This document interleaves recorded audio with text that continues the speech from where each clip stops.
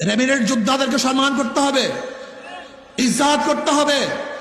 ইয়ার পরে যখন তারা আসবে তাদেরকে শ্রদ্ধা করতে হবে, সম্মান দেখাতে হবে, তাদেরকে সম্মান সূচক শব্দ ব্যবহার করতে হবে। মোহতারাম, জনাব অথবা স্যার বলেন, যে শব্দগুলি সম্মানীয় শব্দ, এই সম্মানিত শব্দ তাদের জন্য প্রয়োগ করতে হবে।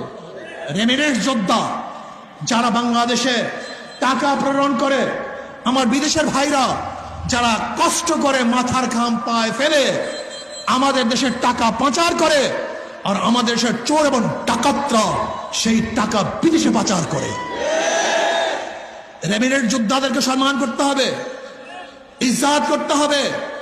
ইয়ার পরে যখন তারা আসবে তাদেরকে শ্রদ্ধা করতে হবে, সম্মান দেখাতে হবে, তাদেরকে সম্মান সূচক শব্দ ব্যবহার করতে হবে। মোহতারাম, জনাব অথবা স্যার বলেন, যে শব্দগুলি সম্মানীয় শব্দ, এই সম্মানিত শব্দ তাদের জন্য প্রয়োগ করতে হবে। তারা আমাদের যোদ্ধা, তারা এই দেশের রেমিনেন্সকে উন্নত করার জন্য, আমাদের অর্থকে চাঙ্গা করার জন্য তারা সবচেয়ে বড় যুদ্ধ করতেছে। কাজে তাদের জন্য আমাদের মহাব্বত, ভালোবাসা সব কিছু জার করতে হবে। তারা আমাদের দেশকে বাঁচাবার জন্য হাজারো চেষ্টা করতেছেন।